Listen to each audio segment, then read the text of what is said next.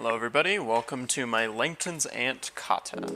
First, I'm going to open up I'm just going to start running my spec file, and let's just describe this. So we're going to call it Langton's ant, and now let's just give an idea of what we need to do for the Langton's ant. It's going to follow three main rules.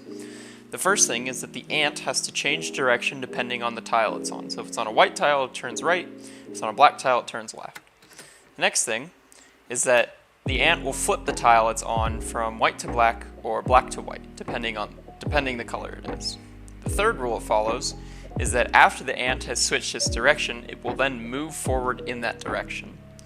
So if it's facing up, it'll turn right, and then it will move right. So let's start with functionality 1.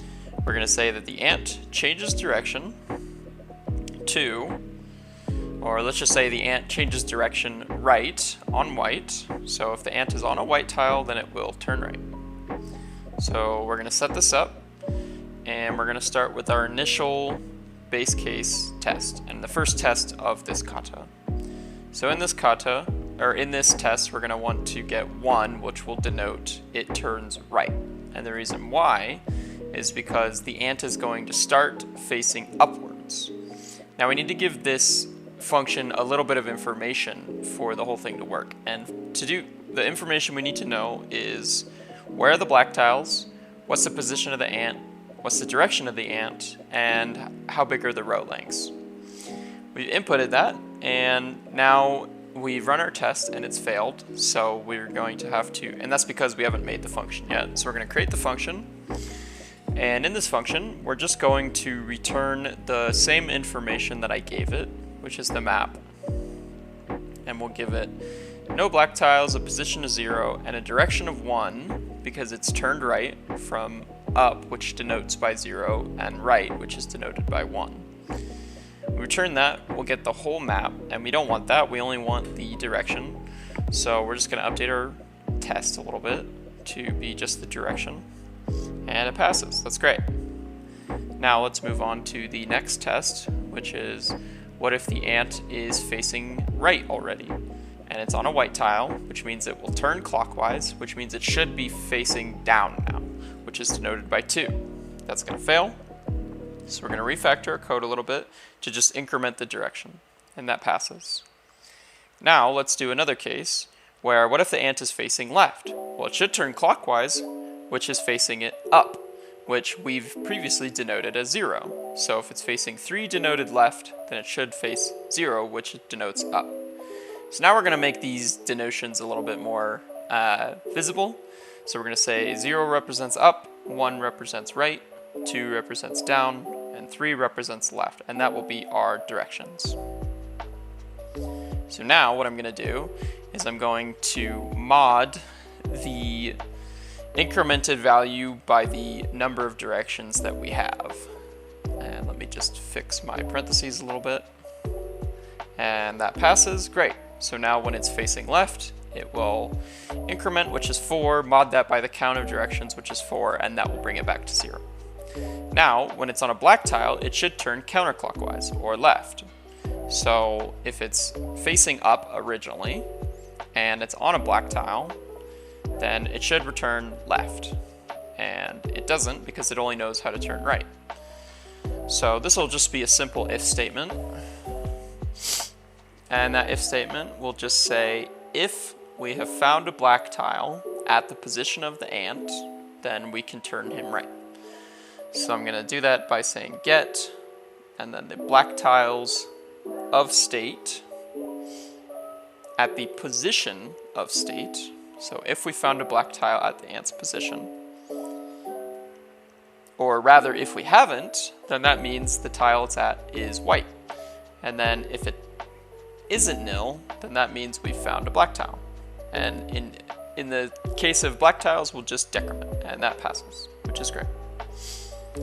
So now, I don't like how big this code block is in our main function, so let's just move that out a little bit to make it look a bit more cleaner and readable. So direction is now just going to be change directions of state.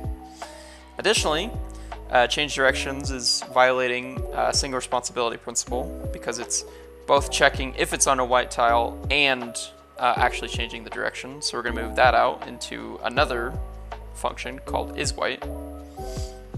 And it will just use that in its own function, and everything passes. So now we've completed the functionality of the ant can change directions. Let's move on to functionality 2, which is that the ant has to flip the tile it's currently on from white to black, will be our first case. And we're just going to copy one of our old test cases and just modify it a little bit. So let's say if the ant is facing up, it's at position 0, and there's no black tiles. Let's get the black tiles, and what it should do is it should give us a set with 0 in it, denoting that there is one black tile at position 0. And that's going to fail because we don't do anything yet. So we'll just return that value with 0 as a black tile. That'll pass. We'll start a new one. And now we should get, if the position's at 1, we should get a set with 1 in it. But we don't because it only knows how to do position 0. So we're going to update this to just conjoin the black tiles set.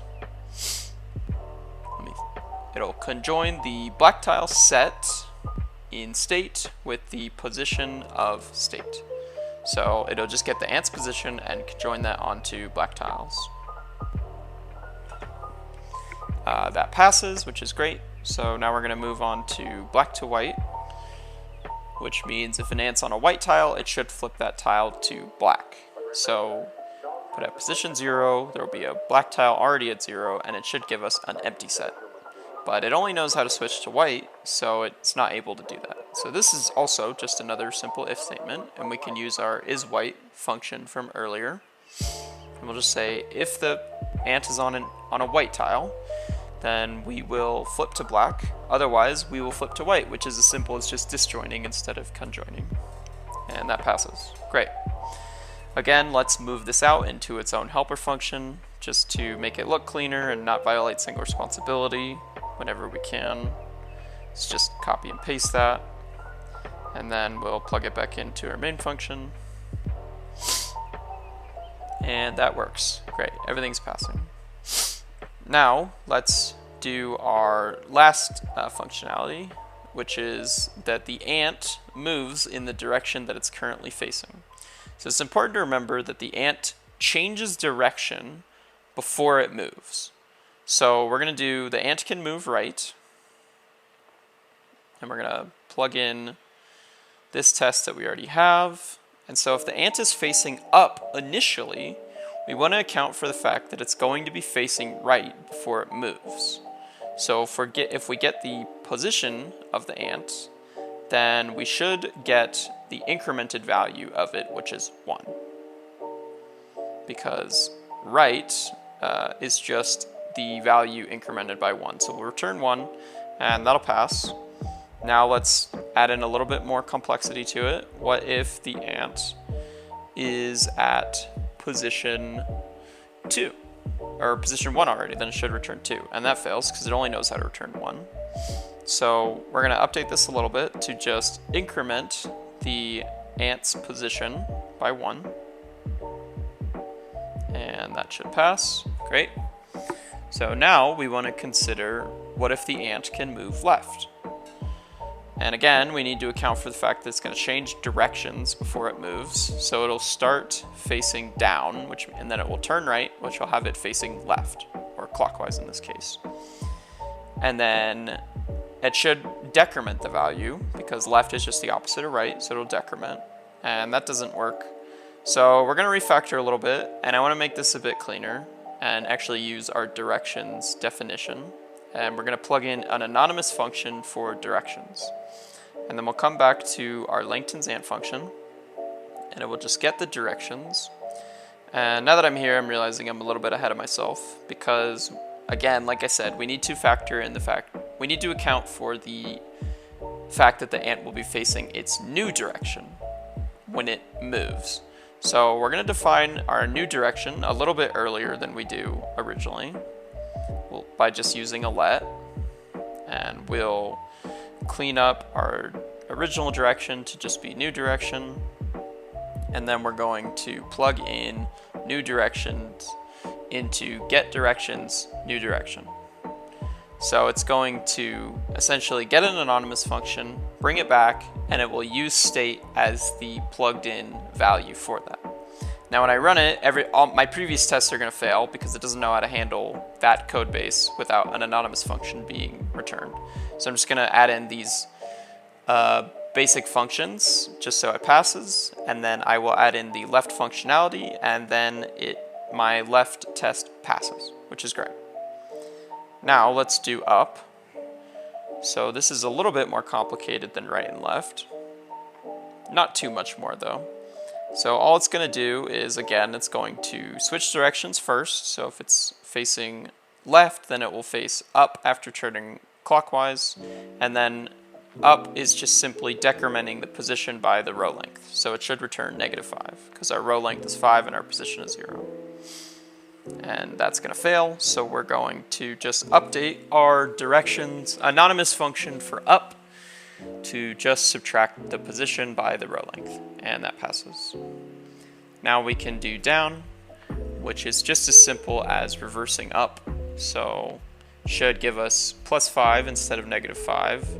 Again, factor the fact that the ant changes directions first, and we will run that function and it will fail. And I'm just going to copy and paste and change the minus to a plus, and it passes. So now we have down, we have right, left, up, and down movement.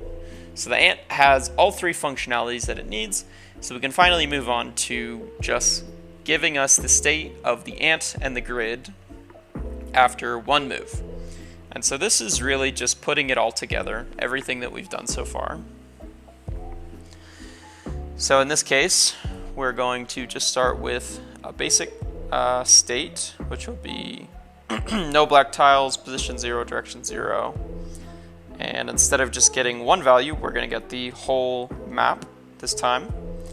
And what we should get is, first, let's go through our direction. It will rotate counterclockwise, so go from up to right. And then the black tiles, it will flip the tile it's on, so we'll have a black tile at position 0. And then because it's facing right, the position will be incremented, so position should be 1. And then our row length will stay the same. And if I run that, it passes. So now let's do the state after 2 moves. Just plug in this test. And now we're just going to take the answer from our first move and plug that into the test for our second move. And now, looking at this, we know that our direction is going to move counterclockwise, which is down, which is 2. We'll have a black tile at position 1, and then because we're moving down, we're going to add 5 to our position, and then that passes. Great. Let's do one more test. This one is going to be one move starting on a black tile, just to make sure everything's working as we intended to. So we'll put a black tile at position 0, and then we'll say the direction should be left because we're moving counterclockwise now from up. And then we'll have no black tiles because we flipped a black tile to a white tile, and our position will be decremented, and that passes, which is great. Now let's just clean everything up. We're going to just format, make sure everything looks okay. Can drop these down so we don't have really long lines, and then we'll clean up my production code, format that, everything looks okay, my tests are still passing, that's great. Now I'm going to run a plugged in GUI display system that I have just to visualize this ant a little bit better. And you can see how my ant is moving. It's following all 3 rules, and it's really as simple as that. And what's cool about this is that actually after about 10,000 steps or so, the ant will start doing a repeated pattern forever, which is referred to as an ant highway, and we should see that in just a few seconds. And there it is. So the ant is now moving down into the left, and I'll come out the other side, just how my display plugin works, and it will just keep going in that direction forever and ever. And that is my kata. Thank you.